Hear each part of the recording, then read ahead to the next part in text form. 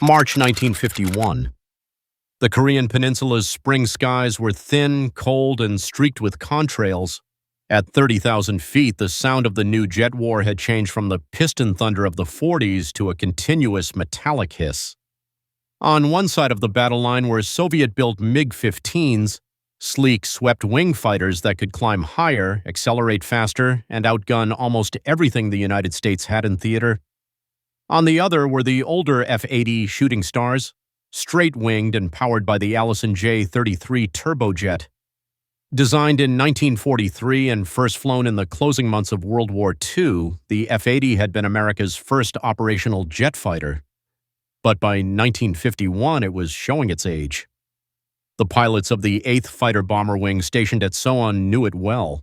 Their missions were mostly ground attack, rail yards, bridges, supply depots, but every once in a while they had to meet MiGs in the thin air near the Yalu. It was a contest stacked against them. The MiG-15 could climb faster by 2,000 feet per minute and run almost 100 miles per hour quicker at altitude. Even their guns were heavier, 137mm cannon and two 23mm versus the F-80's 6.50 caliber Brownings.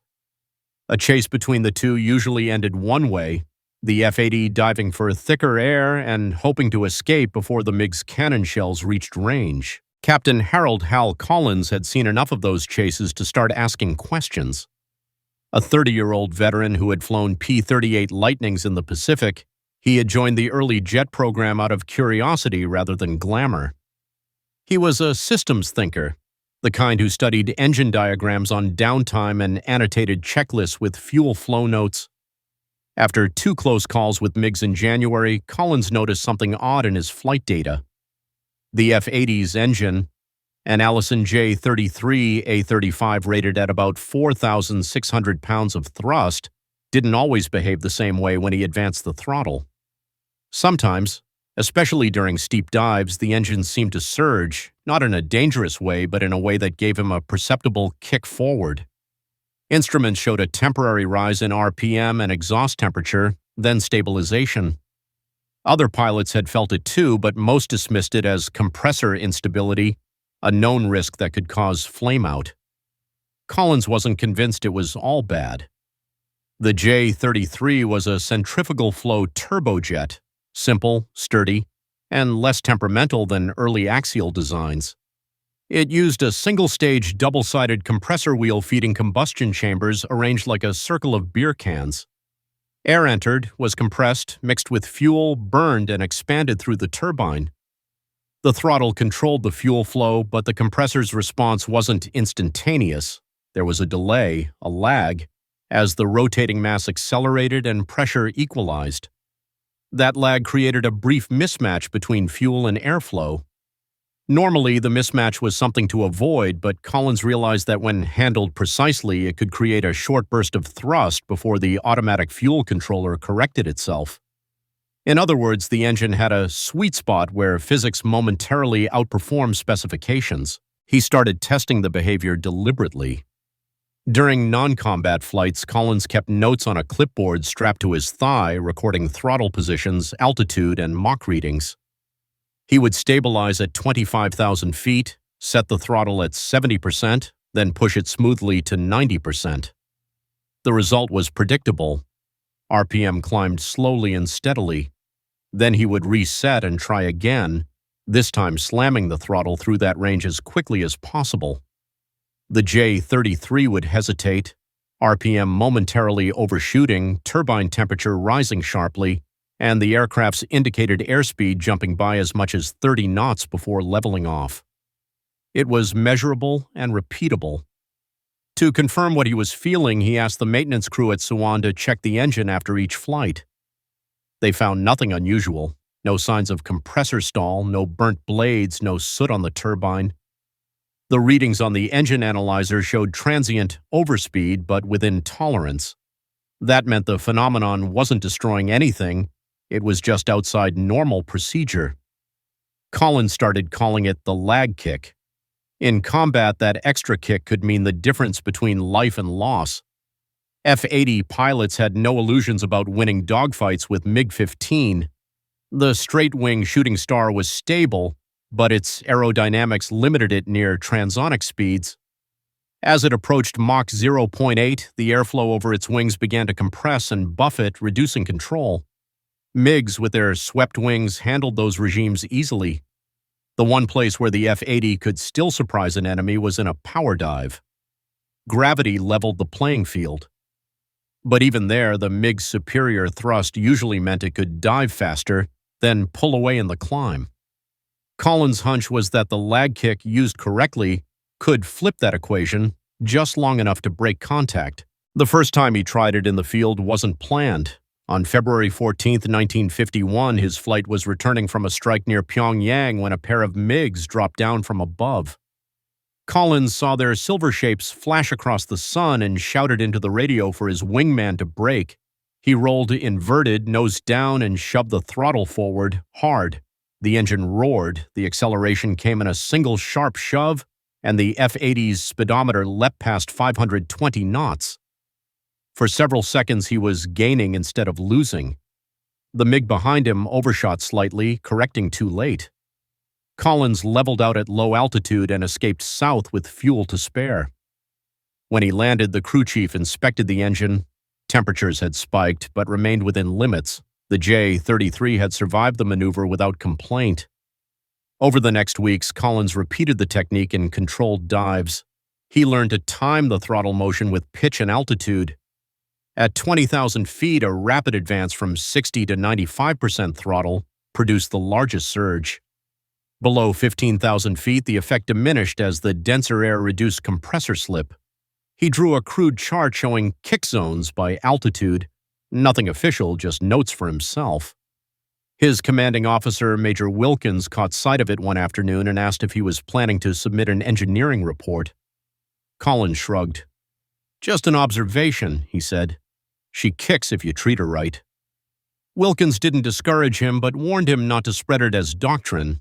The Air Force discouraged non-standard procedures, especially those involving throttle transients. A single misstep could flame out the engine, a deadly problem over hostile territory. But pilots' talk and word of Collins's throttle trick traveled fast. Within weeks, others in the squadron were experimenting.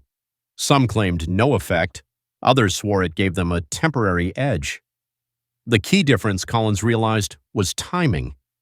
You couldn't simply ram the throttle forward any time.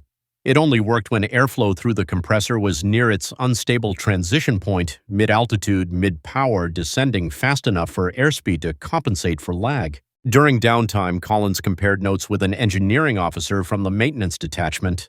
Together, they calculated that the compressor's pressure ratio briefly overshot its design curve by about 3% during the surge.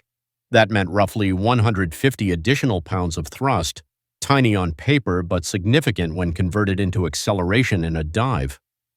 If sustained for even 10 seconds, it could add 40 to 50 knots of extra speed before drag caught up.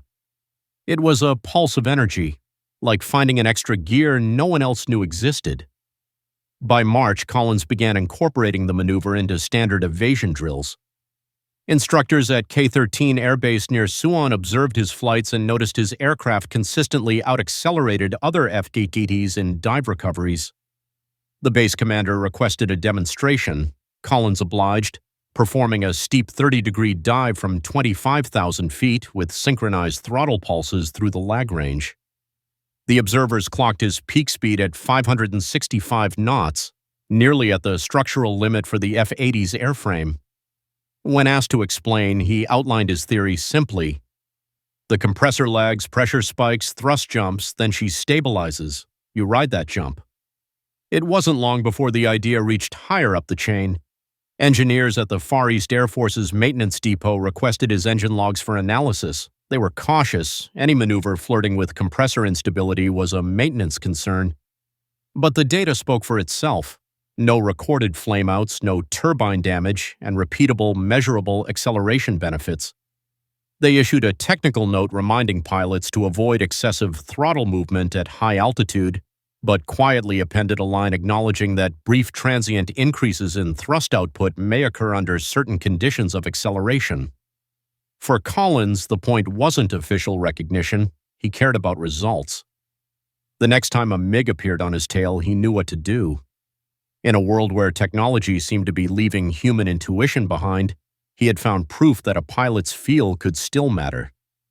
What he didn't yet know was that his throttle trick, born from curiosity and instinct, would soon draw interest from Air Material Command itself, where engineers would begin charting the phenomenon with instruments instead of guesswork. By then, his personal discovery had started to spread beyond one squadron. Crews heading north over the Yalu began mentioning the Collins kick, a name he neither liked nor used. To him, it was just physics, fuel, air, pressure, and timing. But for the men flying a jet that everyone said couldn't compete, it was something far more important, a small controllable edge. And in Korea, edges were all that kept you alive. April 1951. The 8th Fighter Bomber Wing's F80s were flying 2 or 3 sorties a day. They were worn from cold weather, thin air, and overuse, but still serviceable. The MiG-15 GS continued to appear almost daily above the Yalu, flying from sanctuaries in Manchuria. Pilots knew the rules of the chase. At equal altitude, the MiG would always win. It could climb faster and hold speed longer. The only thing that kept the F80 in the fight was its stability and the skill of its pilots. Captain Harold Collins' throttle trick had started as a quirk. By spring, it was turning into a habit across his unit. Most of the men didn't understand why it worked. They just trusted it. They called it the kick because that's what it felt like. You would push the throttle through mid-range, feel the nose dip slightly as the compressor caught up, and then a firm shove forward as the surge came on. Done too early, it meant nothing. Too late, and you risked a backfire or flameout. Done right, it gave about 5 seconds of acceleration you couldn't get any other way. Collins tried to explain it as the lag curve, a phrase he'd borrowed from old piston engine discussions. What he meant was that the J33's fuel control system reacted with a slight delay to airflow changes. That delay, combined with gravity in a dive, produced a temporary overrich mixture that translated into extra thrust. He kept refining the method. In March and April, he flew 15 test flights with a maintenance observer on board the second seat of a trainer-configured F80. They recorded throttle position, exhaust gas temperature, and Mach number using cockpit film cameras. The data was crude but consistent. From Mach 0.74 to 0.80, a rapid throttle advance produced an average of 3.5% higher acceleration compared to standard throttle rates. When graphed, the data formed a visible hump, a transient spike lasting about 4 seconds. That hump, Collins said, was the lag curve. Engineers from the Far East Air Force's depot were intrigued. They had long known that centrifugal compressors built up inertia differently from axial designs. In the J33, air moved outward through the spinning impeller rather than straight back.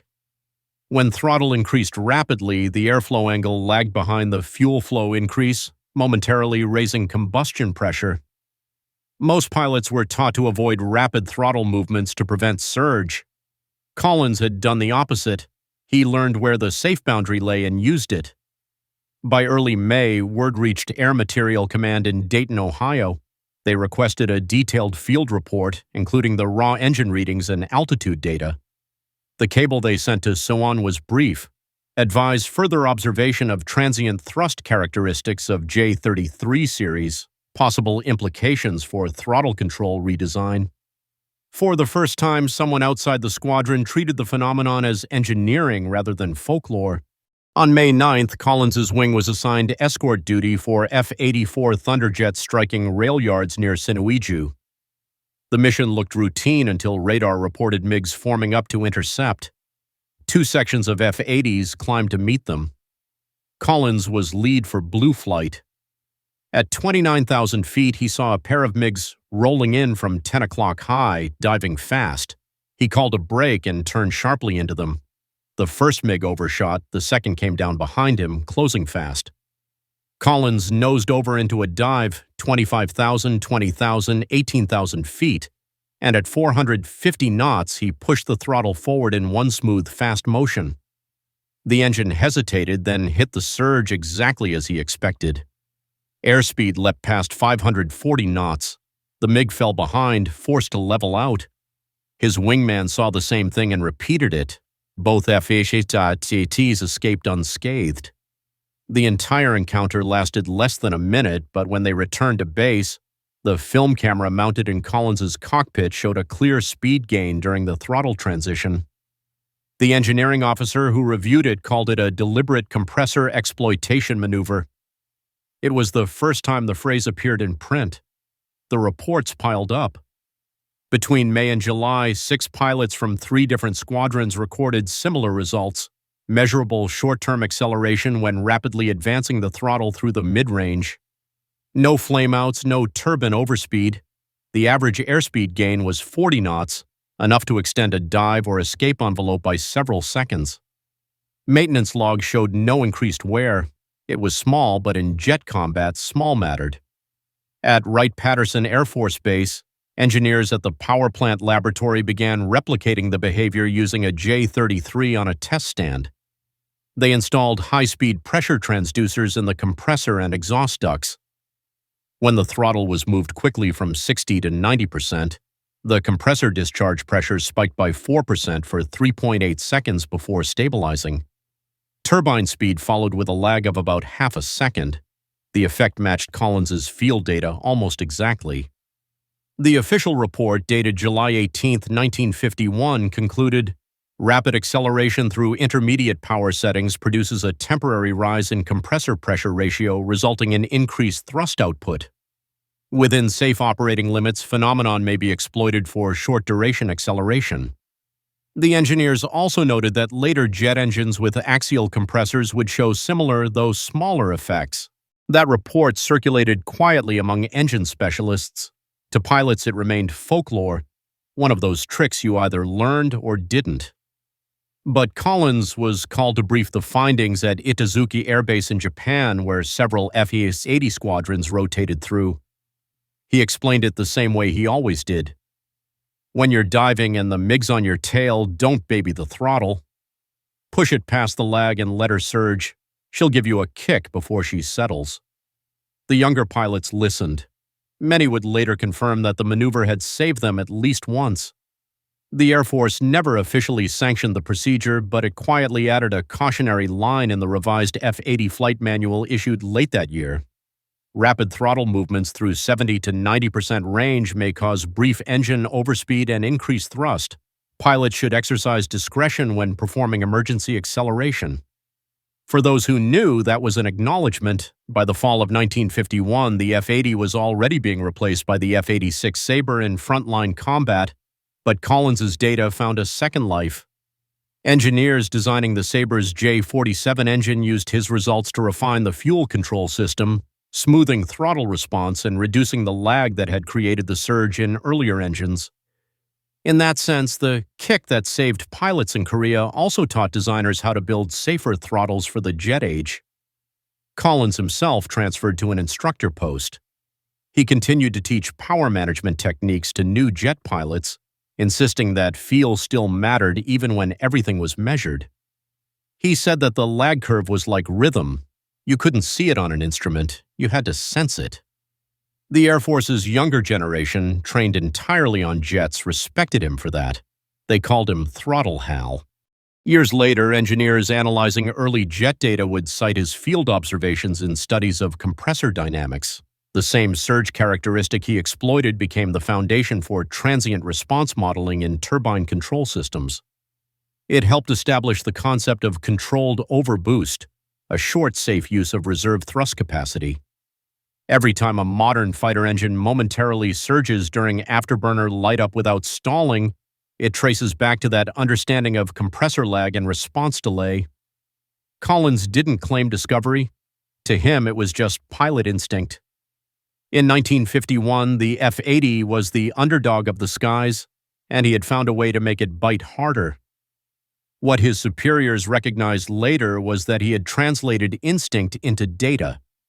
He had proven that within the margins of risk, there was room for performance, the same lesson that had driven every generation of test pilots since the beginning of powered flight. By the time he left Korea, the Shooting Star was nearing the end of its combat career. But among those who had flown it, the legend of the throttle trick lived on. It was the story of a pilot who refused to accept the limits printed in a manual, who listened to the rhythm of his engine and found something no engineer had written down. And in a war defined by technology, that human understanding, knowing exactly when to push and when to ease, was what kept one aging jet in the fight just a little longer. When the war began to quiet down in the spring of 1952, the F80 shooting star was already being rotated out of combat squadrons. The new F-86 Sabres had taken over the high-altitude missions, and the MiG-15s were meeting their match at last. But in maintenance bays and training hangars across Japan and Okinawa, the legacy of the older jet lived on in the form of an odd handwritten chart, an engine curve drawn on graph paper annotated with the words throttle lag curve, transient overspeed region. It was Captain Harold Collins's work. Collins had stayed in the Far East as a flight instructor for transitioning pilots. Every week he led throttle response training on derated J33 engines mounted on stands. He'd set a stopwatch, call out throttle movements, and have trainees watch the pressure gauges swing. The curve always showed the same shape, a sharp rise, a short plateau, then stabilization. He would explain that this wasn't magic. It was the compressor's inertia. When you accelerated quickly, the compressor wheel took a fraction of a second to catch up to the new fuel flow, creating a brief overpressure before the automatic controller corrected it. That, he'd say, tapping the chart, is the kick, and if you know where it is, you can use it. It wasn't long before engineers turned that understanding into design. At Wright-Patterson's power plant laboratory, engineers began modifying the J-33's fuel control unit. Their goal was to remove the delay that caused the surge, but in doing so, they realized something new. If they could control that short burst rather than eliminate it, it could be used as an emergency power reserve. The result was a prototype transient boost circuit, essentially a pressure sensing valve that momentarily enriched fuel flow under high-rate throttle movement. It gave a measured 5% thrust increase for up to 5 seconds, automatically cutting off before temperatures spiked.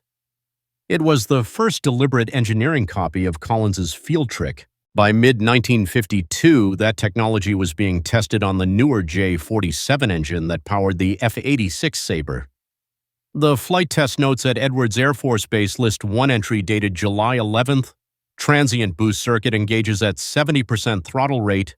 Pilot reports perceptible surge similar to F-80's kick. What had started as intuition in a war zone had become part of the engineering language of turbine dynamics. Collins was invited to Dayton that summer to brief the results in person. His presentation was short, 12 slides, mostly hand-drawn plots of thrust versus time. The engineers listened politely, though a few smiled when he described listening to the compressor catch up to itself. Afterward, one of the test officers told him quietly that his observation had helped them model compressor surge thresholds more accurately than months of laboratory testing.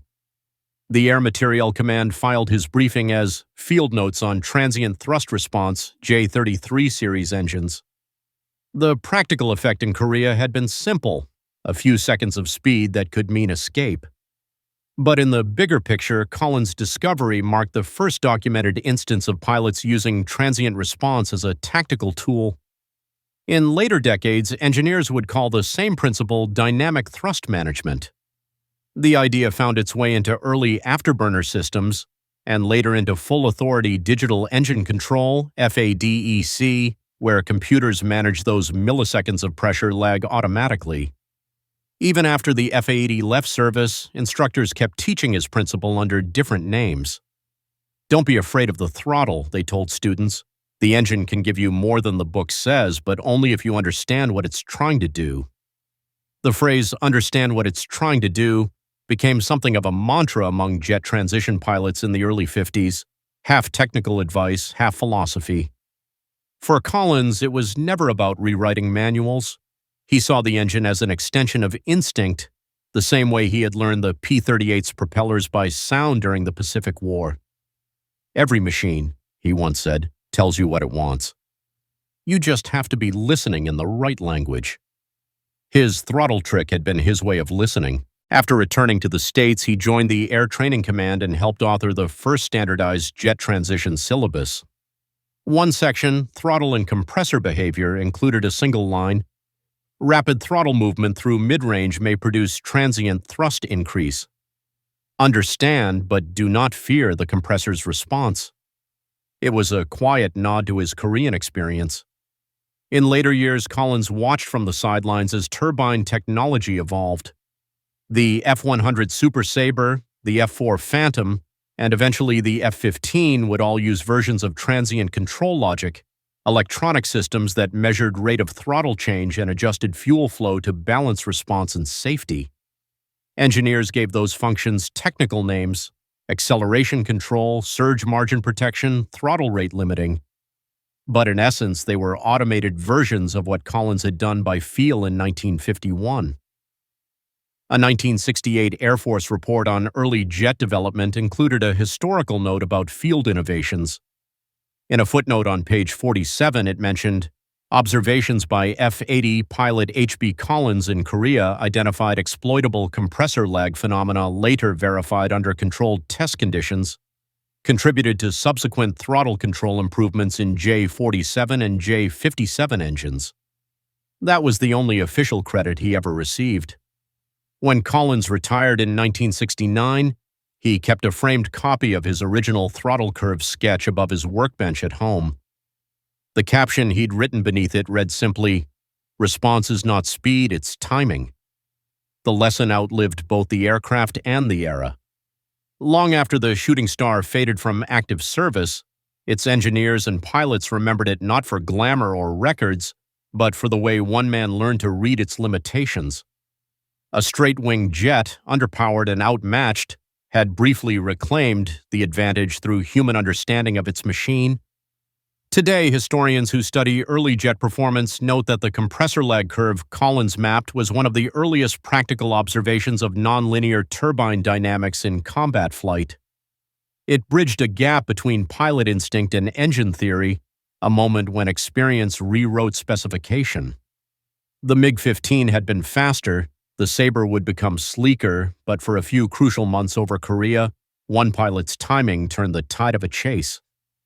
That throttle movement, fast, precise, and perfectly judged, summed up the entire jet transition era, human intuition finding opportunity in the smallest mechanical delay. Collins used to say that the sound of the J33 spooling up was like a heartbeat lagging half a beat behind the pilot's intention. And when he learned to anticipate that heartbeat, to push just as the engine caught its breath, the F80 could do the impossible. It could, for a moment, outrun a MiG. Subscribe to see more of these videos. I put a lot of effort to edit these and bring you factually correct and lesser-known stories of the past. See you tomorrow with the next one.